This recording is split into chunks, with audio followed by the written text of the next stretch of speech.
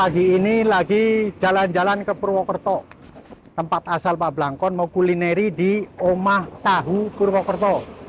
Ayo kita masuk ke dalam sana.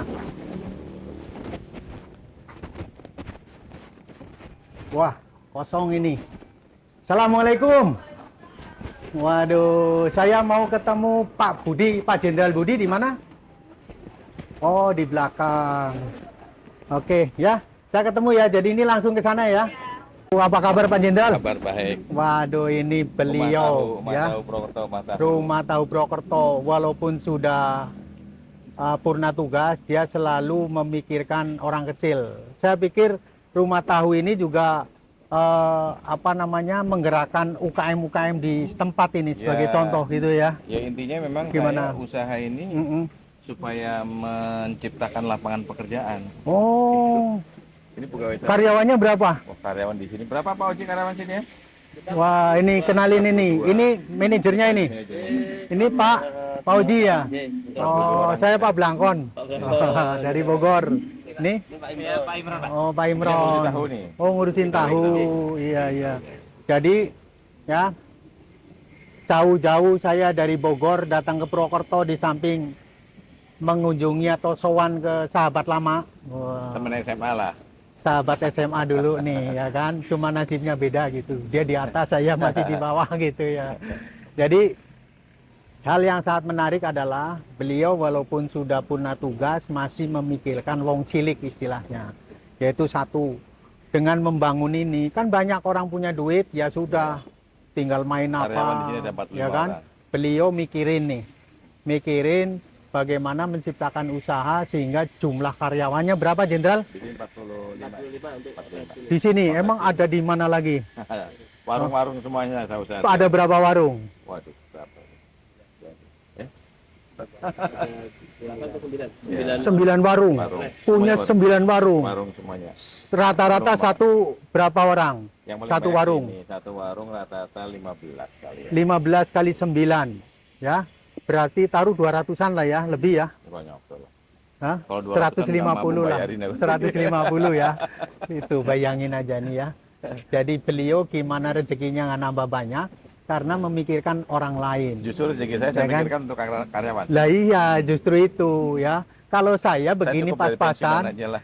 saya pas-pasan begini karena masih mikirin untuk diri saya. Kalau beliau mikirin orang lain, makanya tambah terus, tambah terus. Kenapa punya cita-cita membuat model-model rumah makan apa gitu? Apa sebetulnya yang Ya, karena memang itu tadi saya bilang, saya punya passion di rumah makan. Saya kan suka masak, Ya. tapi masakan tradisional. Jadi kalau masakan-masakan yang model sekarang saya enggak.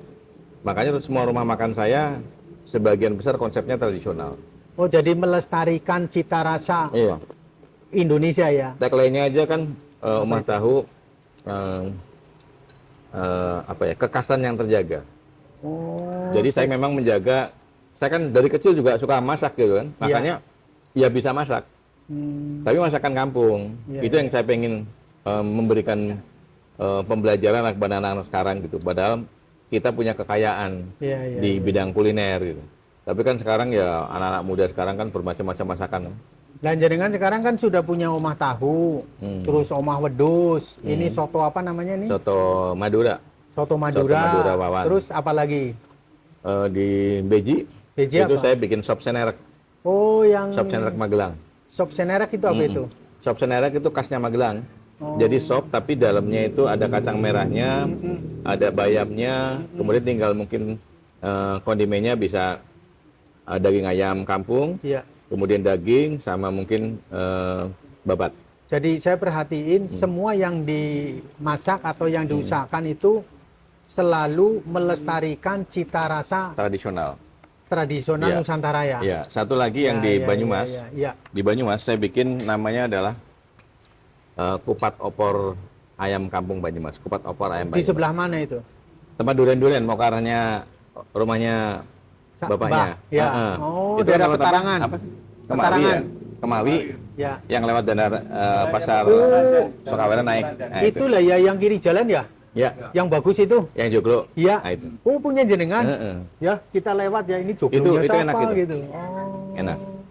Itu kupat Tapi cuma sama opor aja, opor. Kupat opor lah ya. Opor ayam kampung. Jadi jenengan itu mempunyai peduli ya.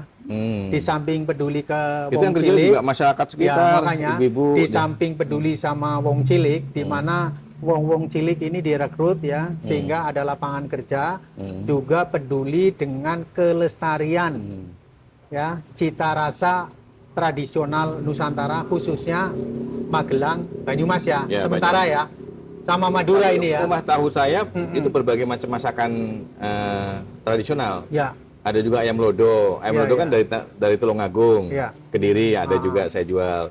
Ada juga nasi liwet. Nasi Ya. liwet dari Sunda gitu. Yang masakan Banyumas sendiri banyak.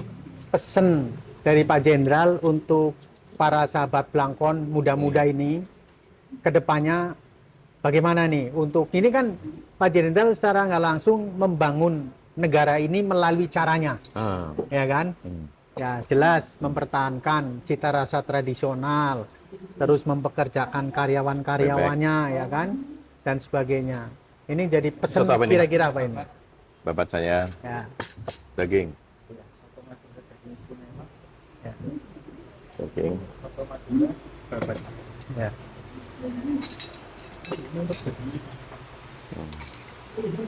Yang pakai nasi ini, nasi. Ya. Ya.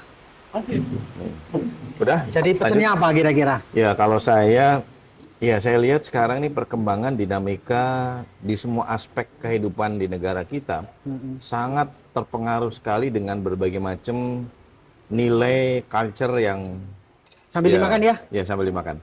Yang datangnya dari berbagai macam negara lah gitu. Dan saya kira ya anak-anak muda kita ini termasuk tipe-tipe yang gampang menyesuaikan. Tapi bagi saya oke lah, memang itu satu keniscayaan. Tapi yang mungkin harus diingat bahwa kita sendiri Indonesia punya kekayaan, ya. Budayanya ada, kemudian kulinernya ada, culture tradisi juga ada. Ya siapa lagi yang mau melestarikan itu ya? Seperti Pak Blangkon nih kan. Iya. Mungkin ini pakaian apa nih? Mungkin anak-anak sekarang nggak paham nih. Iya. Padahal ini adalah pakaian adat Jawa. Iya, kan? benar, Cirinya iya. Blangkon dengan baju luriknya Baju itu. lurik, ya betul. Ya, kalau kita mungkin bagi saya, kalau kita memang sayang dengan Indonesia, kita cinta dengan Indonesia, dan kita memang kewajiban kita adalah untuk melestarikan nilai-nilai yang menurut saya sangat bagus sekali tuh. Nilai-nilai yang ada di Indonesia sangat bagus sekali. Pancasila itu kan lahir dari pemikiran yang demikian hebat tuh. Iya. Bisa mempersatukan dari Sabang sampai dengan Merauke. Iya. Bermacam suku. Iya. Kemudian Bhinneka Tunggal Ika. Mana Iya. negara lain tidak punya. Nggak punya. Tapi itu kadang-kadang kita mungkin ya hanya sekedar dihafal. Padahal filosofis yang ada dalamnya itu adalah persatuan, itu adalah gotong royong, itu adalah mungkin ketahanan. Kemudian kita kan Indonesia kan budayanya kan bermacam-macam Iya. dan sangat rentan terhadap perbedaan itu kan. Nah, pemersatu itulah mungkin. Nah, jadi untuk itu intinya kuncinya adalah kalau bagi saya bahwa anak-anak muda sekarang ya boleh kita mungkin terbuka dengan hal yang saya katakan dari beberapa culture lain, tapi kemudian kita harus ingat bahwa kita Indonesia dan kita harus melestarikan budaya, kemudian kuliner, pokoknya semua yang berbau Indonesia gitu. Iya. Oke. Jadi sebelum dilanjutkan makan, kata kunci kata kunci satu kalimat nih untuk para sahabat Blangkon apa? Cinta Indonesia. Cinta Indonesia. Ya. Itu bagus. Harus segala bidang. Ya. Cinta Indonesia, ya. Betul juga kata Pak Jenderal. Siapa lagi yang mau mencintai Indonesia kecuali kita-kita? Betul ya Pak Jenderal ya? Kalau saya lihat, jenengan kan nggak bisa dibagi di setiap usaha tersebut. Ya. Dan saya lihat ini cukup berkembang ya, karena nggak melangkrak. Saya sih tolok ukurnya gitu aja, apalagi lagi bangun-bangun. Berarti kan growing ya. Sebetulnya apa sih? Kalau misalnya usaha kita melaksanakan sendiri mah gampang. Kuncinya gimana itu? Iya. Di Sabtu Minggu, Ya. pastinya saya dalam 1 bulan pasti pulang. Dan kalau pulang, saya suka banyak ide baru yang saya dapatkan. Saya banyak nilai-nilai baru yang saya dapatkan. saya banyak beberapa mimpi yang saya dapatkan yang kemudian saya manfaatkan walaupun waktunya pendek kadang ya, kalau Sabtu itu. Saya kumpulkan beberapa manajer lah yang terkait. Saya berikan motivasi, saya berikan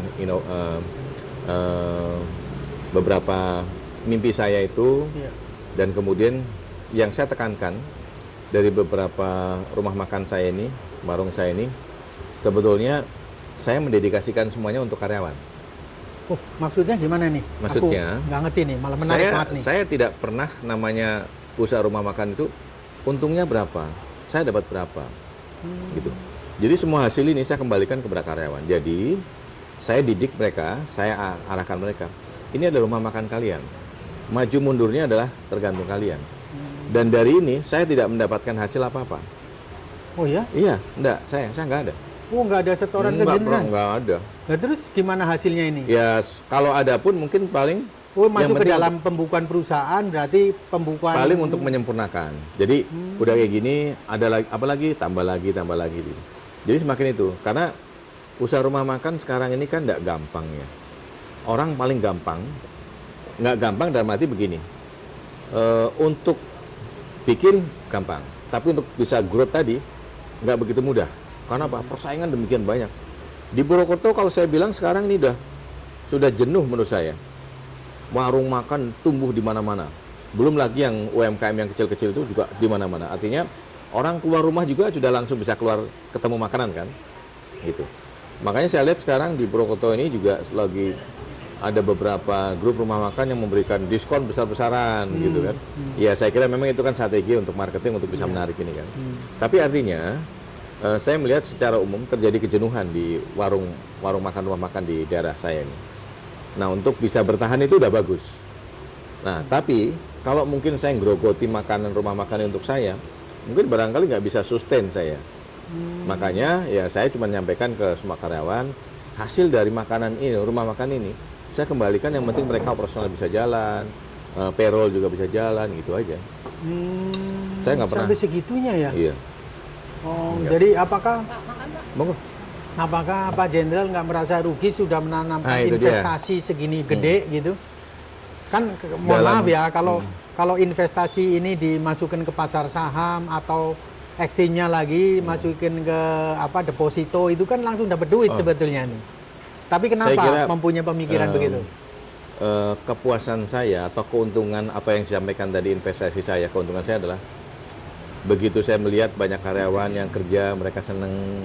Ada pernah karyawan udah lama gitu ibu ya, yang dulu bagian bikin goreng mendoan gitu. Dia kerja sama saya 7 tahun.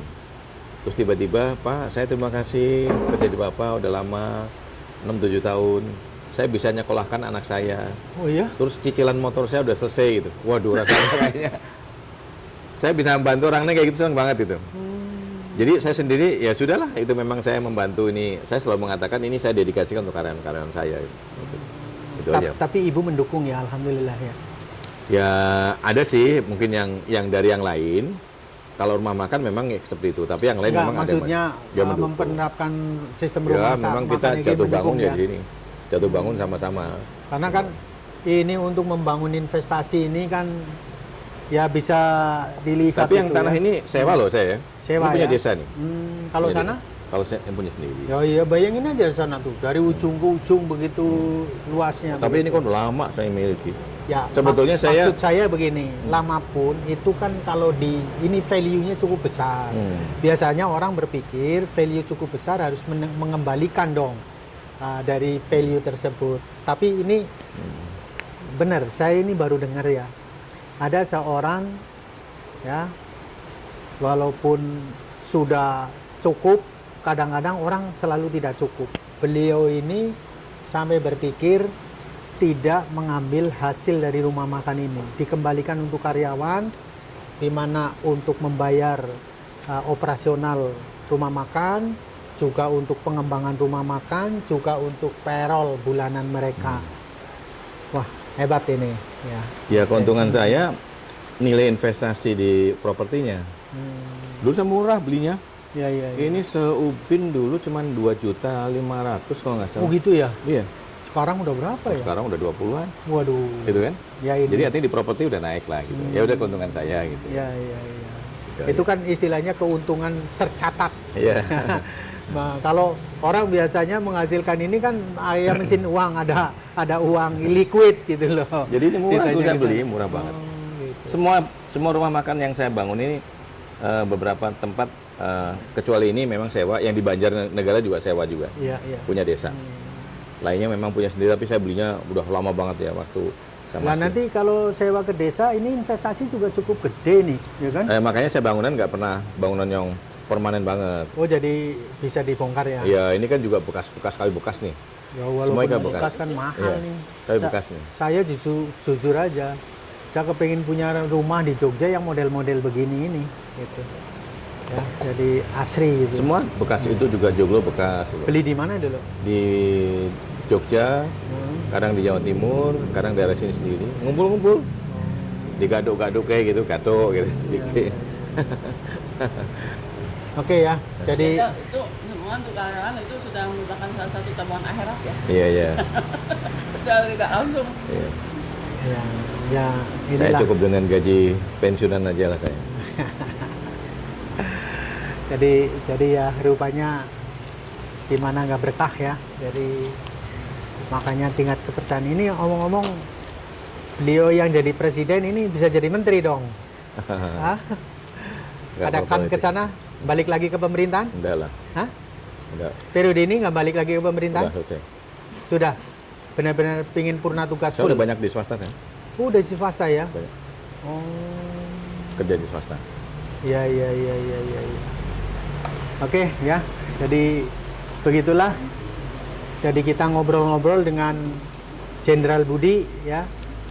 Walaupun sudah purna tugas, tapi masih memikirkan wong cilik. Ini terbukti ya. Jadi apa namanya?